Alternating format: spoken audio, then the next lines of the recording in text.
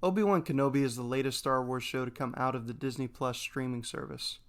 The story follows Obi-Wan, who is still on Tatooine watching over Luke Skywalker about 10 years after the fall of the Republic and the turning of Anakin Skywalker to the dark side.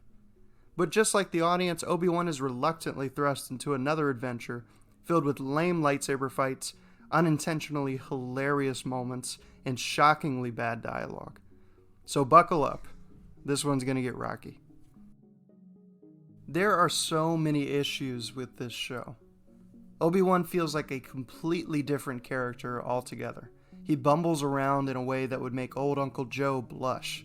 He apparently hasn't bothered to train in the Force at all during these 10 years, despite his sole mission being to watch over Luke so he could eventually, train him in the Force.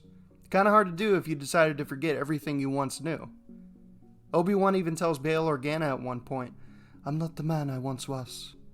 Why, though? Just because Obi-Wan is older doesn't mean he couldn't spend time honing his skills with the Force. But of course the writers couldn't think of anything more clever than, let's make Obi-Wan completely unrecognizable as a character so that by the end of the show, he can return to the Obi-Wan he should have been from the start. This is regressive and lazy writing from people who have turned one of my favorite Star Wars characters into an incompetent and borderline stupid old geezer. If Ben Kenobi from A New Hope could look back and see this version of himself, he would be absolutely embarrassed. When Obi-Wan sees Vader for the first time in 10 years, he literally runs away like a scared child. And to add insult to injury, it's edited like the scene was supposed to be a joke, even though that definitely was not the intention. Obi-Wan also gets bossed around by a 10-year-old Leia, whose antics end up getting them both into needless, precarious situations. And don't even get me started on the trench coat scene.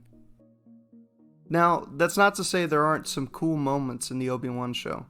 Ewan McGregor is a great actor and he gives it his all despite having an awful script to work with. He also shows up for the action scenes, and seeing him take out stormtroopers with his lightsaber is good fun. Towards the end of the show, there's a nice little lightsaber training flashback scene between Obi-Wan and Anakin from what seems to be soon after Attack of the Clones. Even though Hayden Christensen looks like he's 50 in this scene, but is supposed to be in his early 20s. It's a nice bit of nostalgia to remind us of better times. The lightsaber fight between Obi-Wan and Darth Vader in the last episode is slow and the choreography is clunky, but there's a great character moment when Obi-Wan cuts off part of Vader's mask. You then get to hear his voice switch from Anakin's to Vader's, symbolizing the conflict within him. But as cool as this scene is, it's not telling us anything new about Obi-Wan's relationship to Anakin. We've already seen this in Revenge of the Sith, so I can't help but feel that this story didn't need to be told for the sake of furthering the story. So instead it was told for the sake of having more Star Wars content on Disney's streaming platform. One of the biggest controversies has been the character of the Inquisitor Reva. Now, before I get into it, I can't believe I have to preface my criticism with this, but I do not care whatsoever about the color of her skin. My issues with the character of Reva are based solely on the performance of the actress who portrays her and the writers who put her in this show for no good reason. Reva is simply an awful character that had no place in this story. Her motivations are murky, her morals are extremely questionable, she kills innocent people in order to get close to Vader, so that she can get revenge on him for killing innocent people. And although she's supposed to be intimidating, she comes across as a loud, obnoxious, wannabe bad girl. Now you can tell me till you're blue in the face that this was intentional, but I don't care. The intention doesn't change the fact that her performance is laughable and drags the whole show down every time she's on screen. The video game Jedi Fallen Order had a female Inquisitor in it who was the main villain, but unlike Reva, she was incredibly intimidating, brutal, and her motivations were consistent throughout the game. Plus, she didn't have some half-baked, unearned change of heart at the end of the story where you find out, oh, she's actually just a good person who's misunderstood. Disney should have just done a different show dedicated to Reva's story instead of shoehorning her into this one. This show feels like for some reason the production team were on a tight budget, because the costumes, sets, and CGI looks really cheap to me.